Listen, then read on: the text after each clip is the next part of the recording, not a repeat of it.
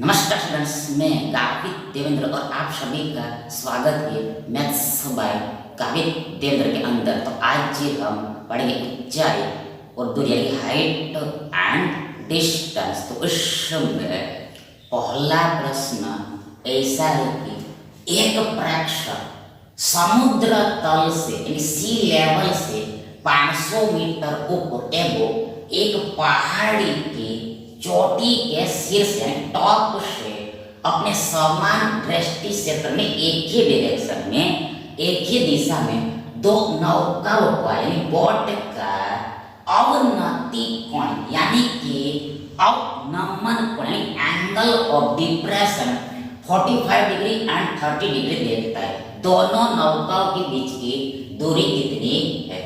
456 metre, 584 metre, 366 metre and 699 metre. अब देखो सबसे यहाँ पर देखो देखो देखो देखो देखो देखो मान लेते देखो ये हमारा सी है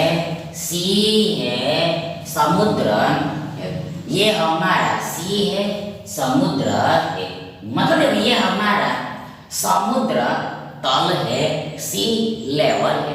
आगे देखो यहाँ पर देखो एक पहाड़ है, एक पहाड़ी है, एक पहाड़ी है, एक पहाड़ी है। आगे देखो ये पहाड़ी की एक ही तरफ यानी एक ही साइड देखो एक ही दृष्टि क्षेत्र में समान दृष्टि क्षेत्र में इक्वल दृष्टि क्षेत्र में दो नौकाएं हैं।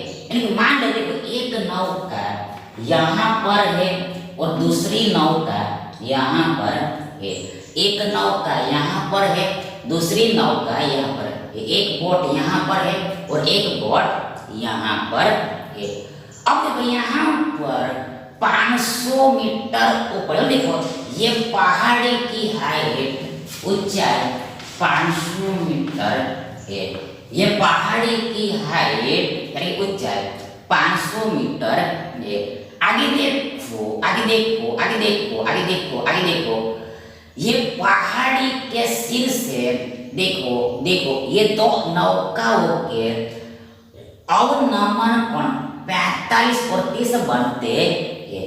मतलब कि देखो ये हमारी पहाड़ी है और ये हमारी पहाड़ी की टॉप है, शीर्ष है। अब देखो यहाँ पर अब हम देखो ये टॉप से हम अपनी आंख देखो इस नौका को देख रहे, देखो इस नौका को देख रहे।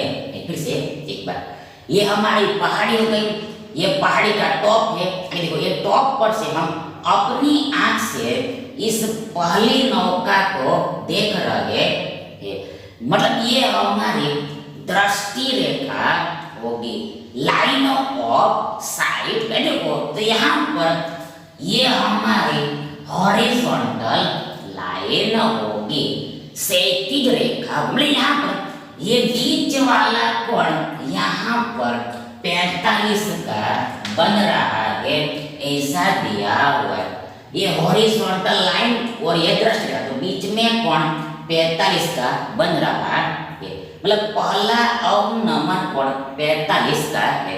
अब यहाँ पर एक रूल याद करके रखना, देखो यदि हमारे पास ये दो समानांतर रेखाएं हैं तो पैरेलल लाइन से देखो ये दो समानांतर रेखा देखो यदि एक तिर्यक रेखा गुजरती हो, ट्रांसवर्सल लाइन पास हो तो देखो तो ये एंगल और ये एंगल इक्वल होता है। सिमिलरली ये एंगल और ये एंगल इक्वल होता है और इसको ऑल्टरनेट एंगल बोलते हैं, यानी कि हिंदी में एकांतर कोण बोलते हैं। मतलब यहाँ पर दो जोड़ा मिलता है, टू पेयर मिलता है। देखो ये चीज यहाँ पर अप्लाई करनी, मतलब यहाँ पर देखो ये हमारी दो हॉरिजॉन्टल देखो ये समानांतर रेखा है, ये दो हॉरिजॉन्टल लाइन हमारी समानांतर रेखा है, दो पैरेलल लाइंस है। अब देखो ये हमारी ट्रांसवर्सल लाइन है, तिर्यक रहते हैं, ये 45 का एंगल है तो ये भी हमारा 45 का ही एंगल बनेगा। ये दोनों ऑल्टरनेट कोण है, एकांतर कोण है। अब देखो यहाँ पर देखो फिर से अगर देखो ये टॉप से हम ये दूसरी नौका को देख रहे हैं। देखो ये टॉप से हम अपनी आंख से आई से इस दूसरी नौका को देख रहे, मतलब ये हमारी लाइन ऑफ साइट होगी और ये हमारी हॉरिजॉन्टल लाइन। देखो यहाँ पर ये बीच वाला एंगल देखो यहाँ पर 30 का बन रहा है, ऐसा बोला है। ये हॉरिजॉन्टल लाइन, ये दृष्टि रेखा, तो बीच वाला एंगल 30 का बन रहा है। अब देखो ये हमारी दो समानांतर रेखा है और ये हमारी तिर्यक रेखा, जो ये 30 है तो ये भी 30 ही बनेगा, यानी ये दोनों ऑल्टरनेट एंगल है इसलिए।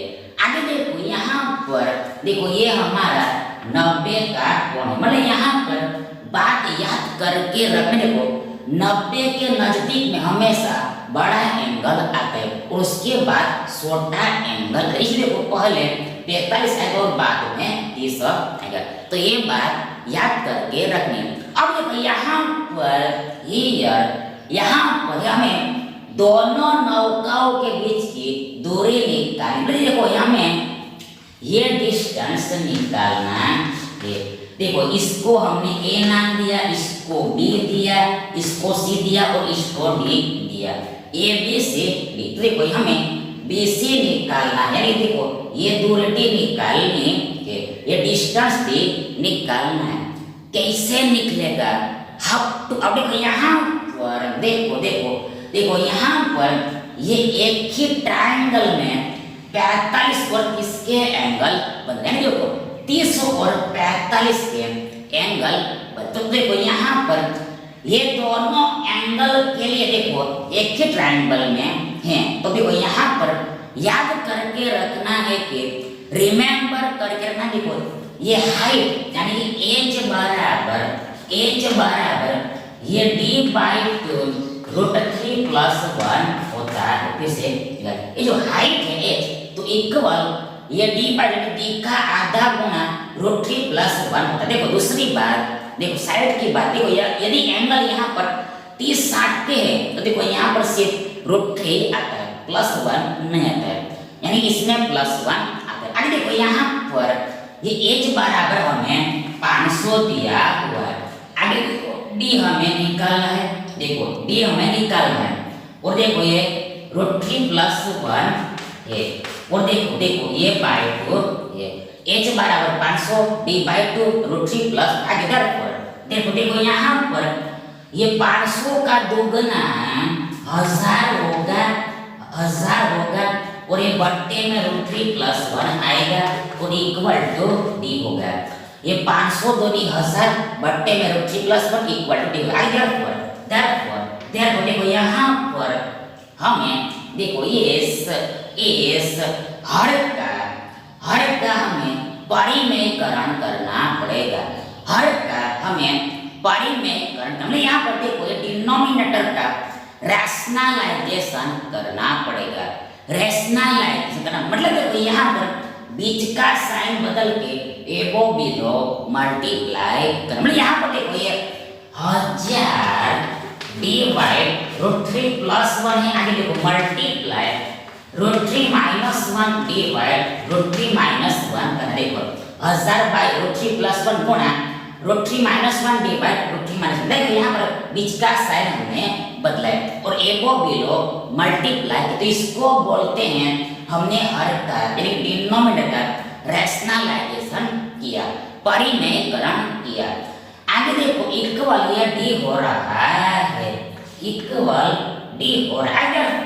therefore देखो यहाँ पर ऊपर में 1000 √3 - 1 है, 1000 √3 - 1 है और बट्टा में नीचे में देखो यहाँ पर ये √3 - 1 गुणा रूट 3 प्लस 1। देखो यहाँ पर ए माइनस बी गुणा ए प्लस बी का फॉर्मूला यहाँ पर देखो ए माइनस बी गुणा A plus B square minus B square. यहाँ पर ये 3 माइनस 1 होगा, मतलब देखो रूट 3 का स्क्वायर 3 एंड 1 का वर्ग 1 ही होता है, इक्वल ये डी होगा, डी होगा।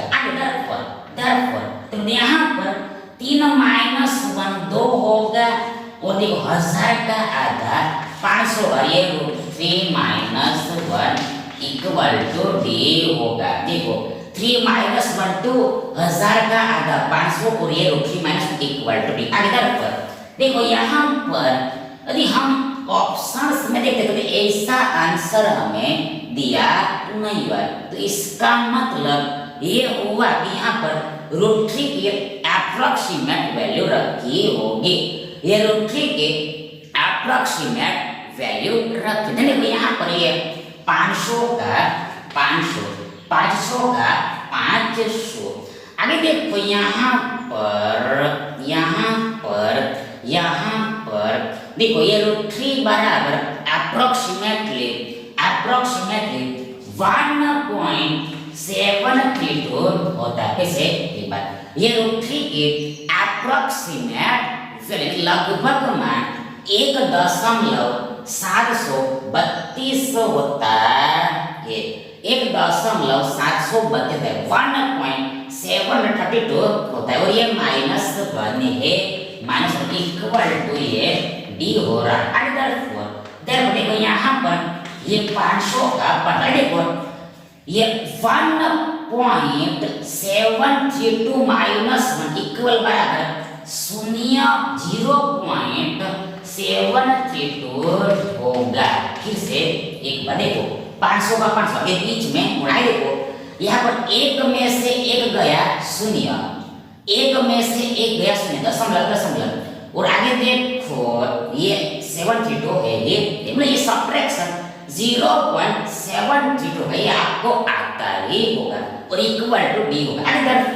therefore देखो यहाँ पर हमें ये गुणा करना है, मल्टीप्लाई। तो देखो इसके लिए यहाँ पर सबसे देखो ये पॉइंट को भूल जाना है, ये पॉइंट को हम भूल गए। देखो यहाँ पर हमारे पास 0.732 होगा, पर 0.732 ये होता है, मतलब आगे में जीरो की कोई भी वैल्यू नहीं, ये मतलब यहाँ पर हमें 732 और 500 का गुणा, पर देखो सभी देखो यहाँ पर हमें 732 और 500 का गुणा करना है, पर देखो हम सिर्फ ये 732 और 5 का ही गुणा करेंगे, मतलब जो गुणा आएगा उसके पीछे दो शून्य लग जाएंगे, बिहाइंड में ये 2 जीरो पुट कर देने होते।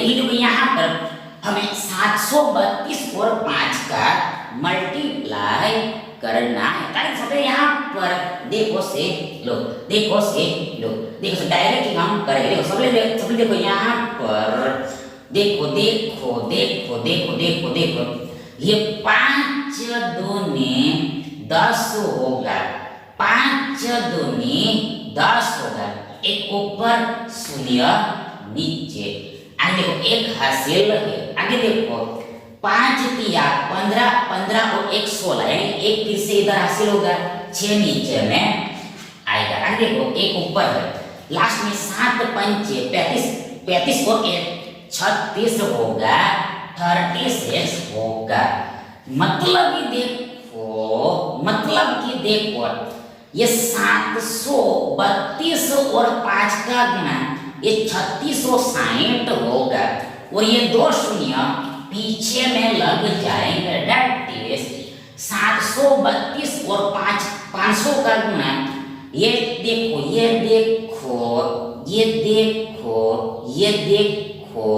देखो कितना होगा। देखो यहाँ पर देखो ये कितना होगा। देखो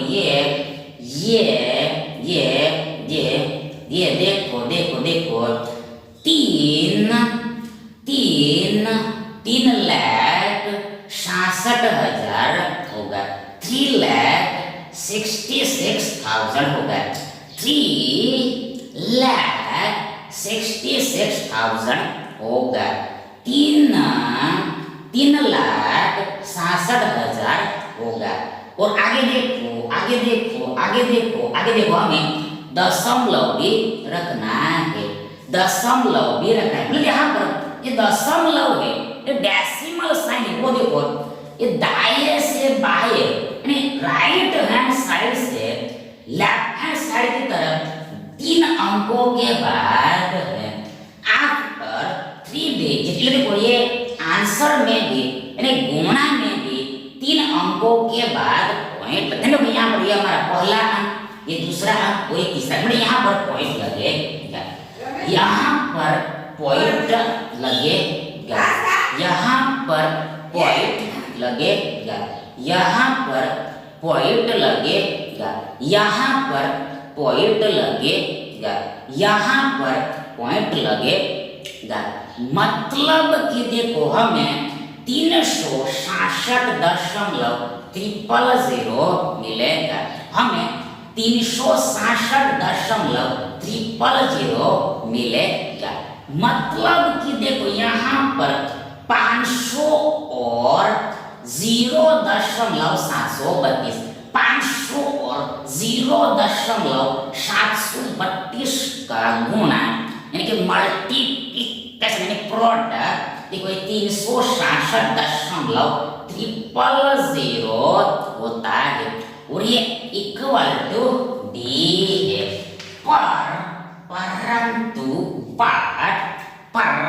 परंतु देखो यहाँ पर ये जो पॉइंट के बाद के शून्य होते हैं, पॉइंट के बाद के जो शून्य होते हैं, पॉइंट के बाद के जो शून्य होते हैं उसकी कोई भी वैल्यू नहीं रहती है, कोई भी मान नहीं रहता। इसलिए कोई 366.000 इक्वल देखो ये 366 होगा।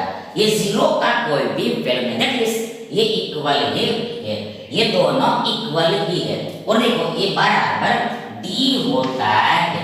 और देखो यहाँ पर ये सारी चीज देखो मीटर में दी, मतलब यहाँ पर इकाई यानी कि यूनिट मीटर है, मीटर है, मीटर है, मीटर है। मतलब देखो ये डी बराबर 366 मीटर होगा।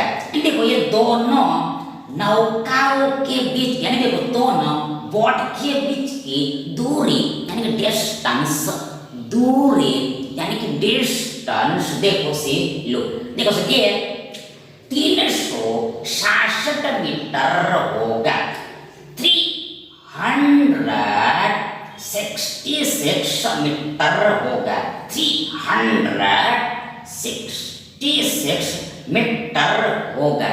यानी कि ये विकल्प सी हमारा सही विकल्प होगा। नेक्स्ट देखिए, दो व्यक्ति एक टावर की विपरीत दिशा में ऑपोजिट डायरेक्शन में खड़े हैं। वे टावर के शीर्ष टॉप का उन्नत कोण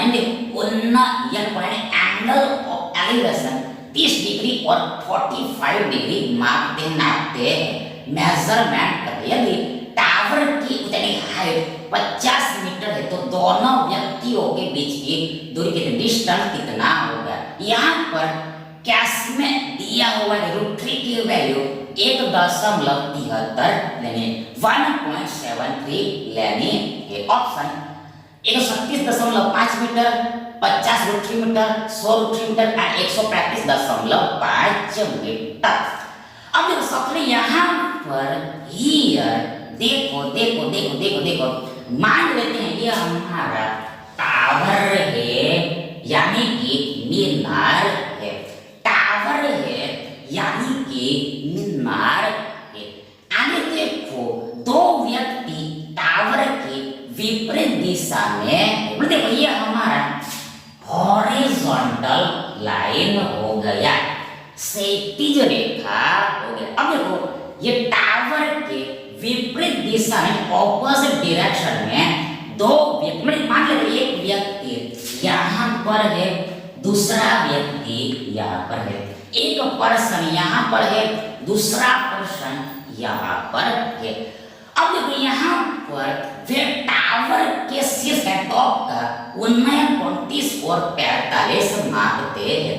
मतलब देखो ये व्यक्ति अपनी आंख से यानी आई से देखो ये टावर के टॉप को देखता है सीधा। देखो यहाँ पर ये हमारे यानी आंख और टॉप के बीच की दृष्टि रेखा होगी, लाइन ऑफ साइट बनी और ये यहाँ पर हॉरिजॉन्टल लाइन है।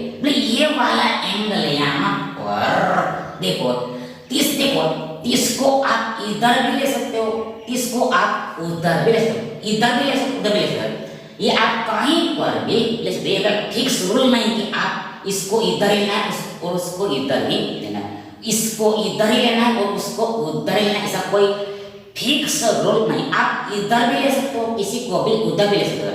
यहाँ पर कोई फिक्स नियम नहीं। तो हमने इधर 30 लिया, 30 लिया, मतलब एक एंगल 30 लेना है और दूसरा एंगल 45 का लेना है। तो हमने यहाँ पर 30 लिया।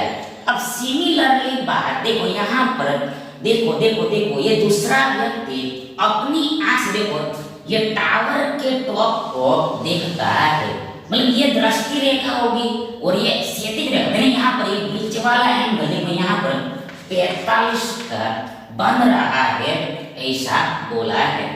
एक 39.30 का है और दूसरा 39.45 का है। अब यहाँ पर ये 90 डिग्री का एंगल है और ये भी 90 डिग्री का एंगल है। इसको हम नाम देते हैं A B C D, A B C D. अब देखो यहाँ पर एक चीज दी होगी, देखो यहाँ पर टावर की हाइट दी हुई, देखो 50 मीटर, ये 50 मीटर हाइट का टावर है। ये टावर की हाइट यानी ऊंचाई 50 मीटर है। देखो हमें दोनों व्यक्तियों के बीच की दूरी निकालनी। यहाँ पर हमें ए से लेकर डी तक यानी डी से लेकर ए तक की दूरी डिस्टेंस आउट करनी। कैसे निकले यहाँ पर देखो, यहाँ पर देखो स्पष्ट दिखाई दे रहा है। देखो यहाँ पर हमें AC निकालना पड़ेगा और CD निकालना पड़ेगा। ये AC इसमें से निकलेगा और ये CD इसमें से निकलेगा। देखो यहाँ पर ये ट्रायंगल है, देखो यहाँ पर समझ, देखो यहाँ पर ये इस ट्रायंगल CDB में देखो यहाँ पर ये 90 ये 45 तो ये भी 45 का ही होगा। तब तीनों कोणों का योग 180 होगा। यहाँ पर देखो इस ट्रायंगल में दो कोण समान है, इस सामने वाली दोनों भुजा भी समान होगी। मतलब देखो यहाँ पर 45 के सामने 50 तो ये 45 सामने भी 50 ही होगा, 50 मीटर ही होगा। मतलब CD की वैल्यू हमें 50 मीटर मिल गई, प्राप्त हो गई। अब हमें ऐसी निकाल देखो उसके लिए देखो यहाँ पर इस ट्रायंगल ACB में देखो यहाँ पर ये 90 30 तो ये 60 का एंगल बनेगा। मतलब ये तीनों कोणों का योग 180 होगा। यानी देखो यहाँ पर रेशियो लगाना पड़ेगा। यहाँ पर 30 60 90 30 60 90 30 60 90 30 60 90। मतलब देखो यहाँ पर यदि 30 के सामने 1 है यूनिट है तो 60 के सामने √3 यूनिट होगा और 90 के सामने 2 यूनिट होगा। फिर से यदि कोई ट्रायंगल में 30 के सामने 1 यूनिट है तो 60 के सामने √3 यूनिट होगा और 90 के सामने ऑपोजिट 2 यूनिट होगा, 2 यूनिट होगा। तो देखो यहाँ पर ये 30 के सामने 50 मीटर, 30 के सामने 1 यूनिट बराबर 50 मीटर। देखो यहाँ पर 60 के सामने यानी कि √3 की वैल्यू हमें निकालनी है। √3 बराबर देखो ये 50 √3 मीटर होगा। यदि 1 बराबर 50 है तो √3 बराबर 50 गुना √3 होगा। अब देखो बोलो बराबर इक्वल ये 50 देखो यहाँ पर यस यहाँ पर बोला है देखो √3 का वैल्यू ये 1.7 लेना है 1.7 लेना है, इसलिए यहाँ पर रखना ही पड़ेगा, दूसरा कोई रास्ता नहीं और कोई चारा नहीं। देखो यहाँ पर 50 का 50 बीच में गुणा और यहाँ पर √3 की वैल्यू 1.73 आगे बराबर। तो यहाँ पर देखो हमें गुणा करना है मल्टीप्लाई करना है कैसे समझ देखो यहाँ पर दशमलव को भूल जाना डेसिमल साइन को भूल जाना। देखो यहाँ पर हमें 173 और 50 का गुणा करना है, पर हम 173 और 5 का ही गुणा करेंगे और शून्य को पीछे रख देना। सब यहाँ पर देखो 173 और 5 का गुणा देखो सब यहाँ पर 5 या 15 एक हासिल 5 नीचे आगे 7 पंचे 35 और 36 3 इधर ऊपर हासिल 6 नीचे और देखो लास्ट में 5 एक कम 5 और 3 8 होगा 8 होगा मतलब 173 और 5 का गुणा ये 865 होगा 865 होगा और देखो ये शून्य पीछे लगेगा। 173 और 50 का गुणा ये 750 होगा 8650 होगा। आगे देखो यहाँ पर ये दो अंकों के बाद दशमलव है आपका 2 डिजिट पॉइंट है, इसलिए आंसर में भी गुणा में भी 2 अंकों के बाद पॉइंट लगेगा। आपका 2 डिजिट पॉइंट यहाँ पर पॉइंट लगेगा। ये हमारा पहला अंक ये हमारा दूसरा अंक यहाँ पर 2 अंकों के बाद यहाँ पर लगेगा, यानी कि हमें ये 86.5 मिलेगा 86.5 मिलेगा। मतलब देखो पॉइंट के बाद कोई संख्या हो और संख्या के बाद में असंख्य शून्य हो तो उसकी कोई भी असर यानी कोई भी इफेक्ट उस संख्या को होते नहीं। शून्यों की लास्ट वाले शून्यों की कोई भी वैल्यू नहीं है, कोई भी मान that is 86.5 in 596 इक्वल बराबर 86.5 ही होगा। ये 86.5 ही होगा, यानी देखो हमें यहाँ पर ये 86.5 मिलता है और ये मीटर का मीटर that is 60 के सामने √3 और √3 बराबर है, यानी देखो ये एसिड 86.5 मीटर है 86.5 मीटर है 86.5 मीटर। अब हमें देखो यहाँ पर ये पूरी दूरी निकालनी थी। देखो दोनों व्यक्तियों के बीच की दूरी लेकिन हमें एडी निकालना, यहाँ पर दोनों को जोड़ना है। देखो यहाँ पर ये 0.5 का 0.5 आगे देखो 6 + 0 6 होगा और लास्ट में 8 + 5 13 होगा। फिर से ये 0.5 एडिशन तो आपको आता ही होगा 0.5 0 + 6 6 लास्ट में 8 + 5 13 होगा। थर्ड होगा ये मीटर का मीटर यानी that is AD = 136.5 होगा। यानी ये दोनों व्यक्तियों के बीच की यानी दूरी यानी डिस्टेंस देखो लो देखो ये 136 0.5 मीटर होगा। देखो एग्जाम में सही से चेक करना है, सही से वेरीफाई करना है, मैच कर रहा है या फिर नहीं कर। देखो 137.5 और ये मीटर का मीटर।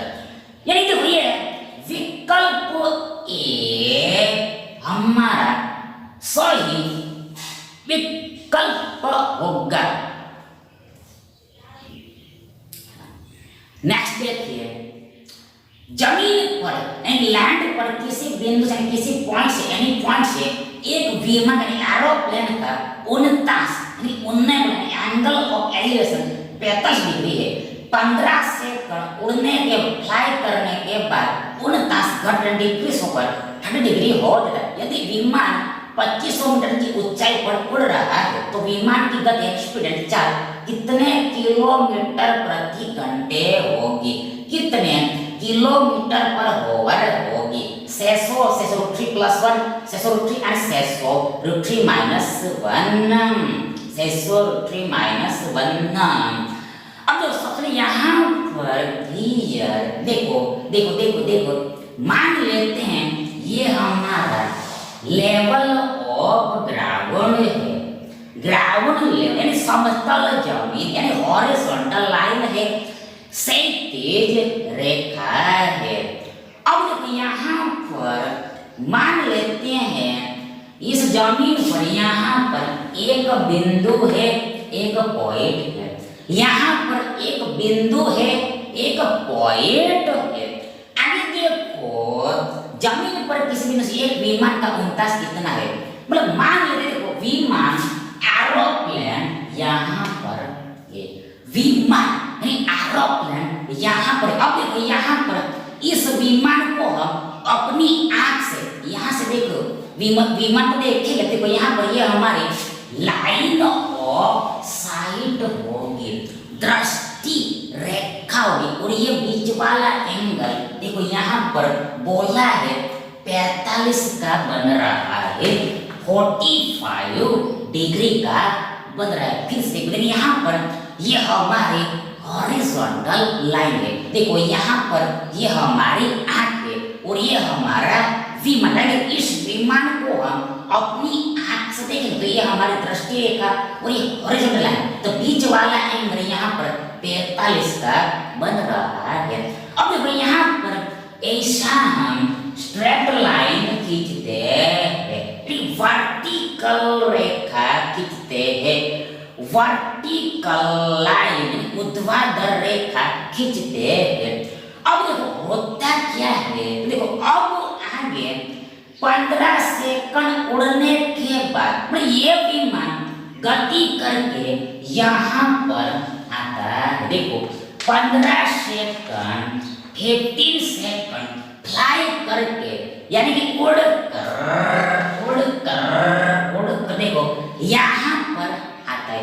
15 सेकंड का टाइम लेता है। अब सीधी सी बात है, देखो इस पॉइंट से यानी अपनी आंख से इस विमान को हम देखेंगे, ये एरोप्लेन को हम देखें तो ये एंगल घट जाएगा, डिक्रीज हो जाएगा। देखो ये वाला एंगल घट जाएगा, इसको हमने मिला दिया, देखो स्ट्रेट है और ये रफ डायग्राम से ऐसा दिख रहा है। देखो ये हमारी दृष्टि रेखा और ये हॉरिजॉन्टल लाइन और बीच वाला एंगल यहाँ पर बोला है 30 डिग्री का बन रहा है, 30 डिग्री का। अब देखो हम इस दोनों पॉइंट को मिला देते, ये हमने वर्टिकल लाइन ड्रॉ किया, खींचा, ऊर्ध्वाधर रेखा खींचा, ड्रॉ किया।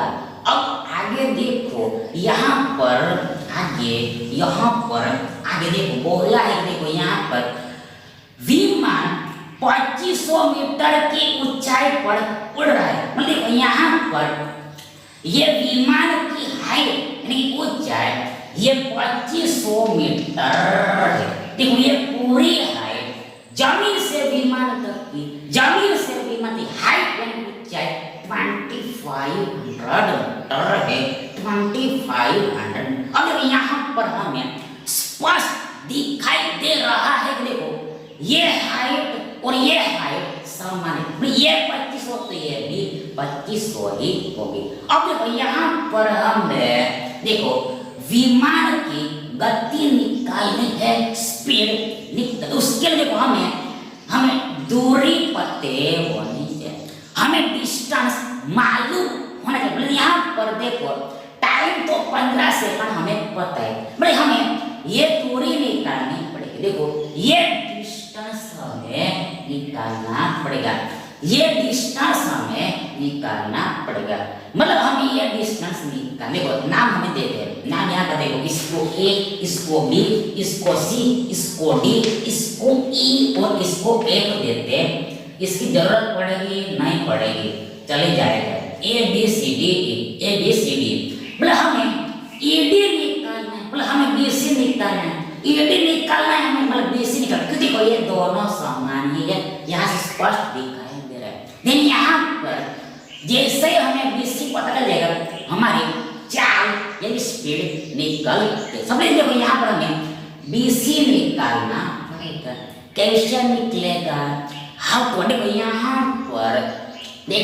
पर हो गया क्या? देखो यहाँ पर देखो ये 90 का एंगल है और इसमें ये 90 का एंगल। यहाँ पर हमारे पास दो समकोण त्रिभुज है, दो राइट एंगल ट्रायंगल, पहला ABE दूसरा ACD, पहला ABE दूसरा ACD, एक बड़ा वाला एक छोटा वाला, एक स्मॉल और FB। अब यहाँ पर देखो ये बिग ट्रायंगल में देखो ये 90 का है, ये 30 का है, देखो ये 60 का होगा, 60 का होगा।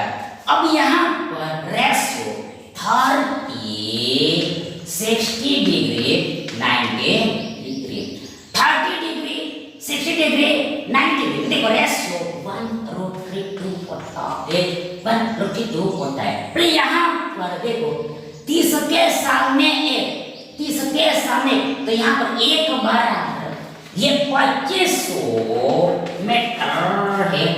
हमें 60 के सामने रोटरी की वैल्यू तो बराबर ये 2500√3 मीटर होगी, 2500√3 मीटर। हमें यहाँ पर रोटरी से गुणा करना पड़ेगा।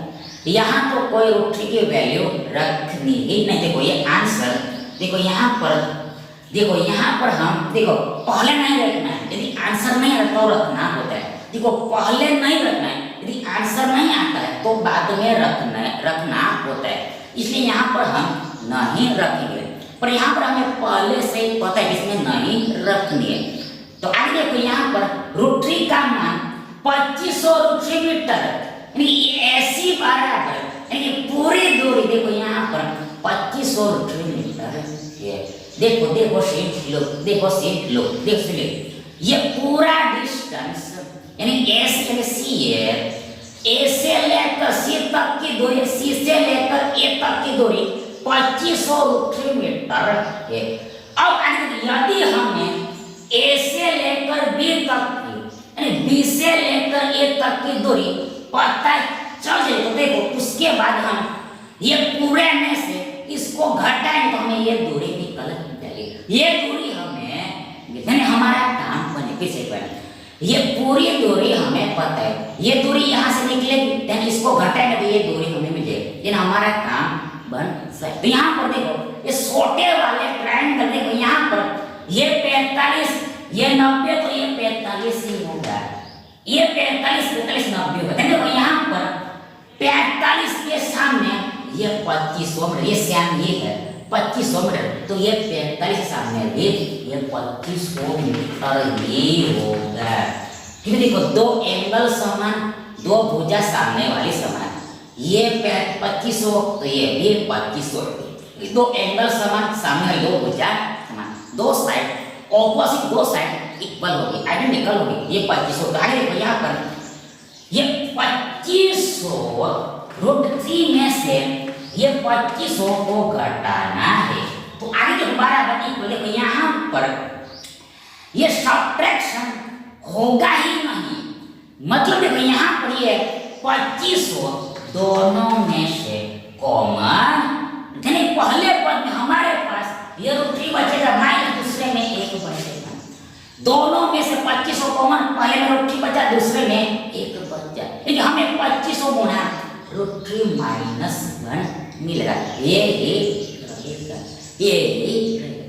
BC बराबर ये 2500 रूट 3 माइनस 1 मीटर।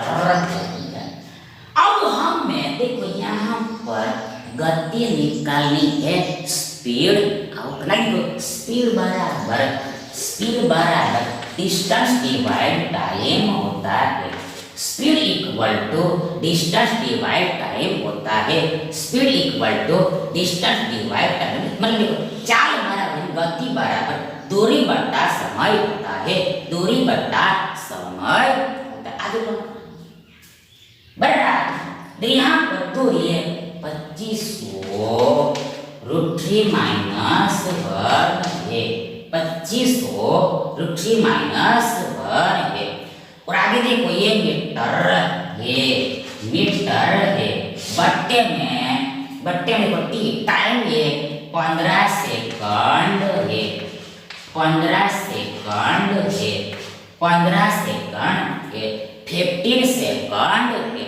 आगे बराबर इक्वल देखो यहाँ पर देखो हमें आंसर जो लाना है, यानी जो हमें गति निकालनी है, स्पीड आउट करनी, वो किलोमीटर प्रति घंटे में लानी है, किलोमीटर पर आवर में नहीं। मतलब देखो यहाँ पर हमें मीटर प्रति सेकंड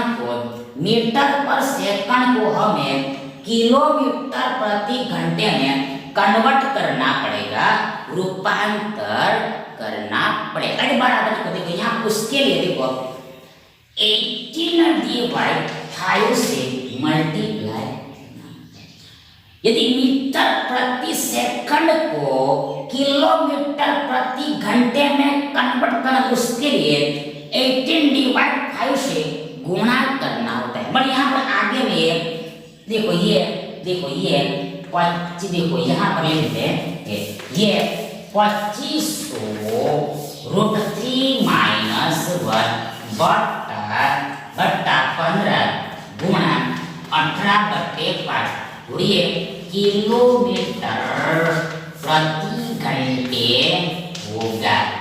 किलोमीटर प्रति घंटे होगा। 18/5 से हमने गुणा किया। तो आगे बराबर इक्वल देखो यहाँ पर देखो ये 5 5 25 हो गए। आगे देखो 5 या 15 3 6 18, यानी ये 600 रूट 3 माइनस 1 मिलेगा। ठीक से देखो यहाँ पर सबसे पहले देखो यहाँ पर 5 5 25 होगा। आगे देखो 5 या 15 होगा और 3 6 18 होगा। यानी देखो ये 6 का से और ये 2 शून्य बचे हुए हैं, 100 बचा हुआ है, वो 6 के साथ मल्टीप्लाई करेंगे, ये 2 शून्य 6 के पीछे, यानी 600 मिले क्या, बीच में गुणा और 3 माइनस 1 और ये ऐसे 20 रह गए। यानी देखो ये विमान की एरोप्लेन की गति यानी चाल यानी कि स्पीड देखो ये 600 वर्गमूल 3 माइनस 1, ये माइनस यानी कि देखो 600 root 3 minus 1 600 root 3 minus 1 kilometre प्रति घंटे यानी किलोमीटर पर ओवर होगा। यानी देखो ये विकल्प डी हमारा सही विकल्प होगा।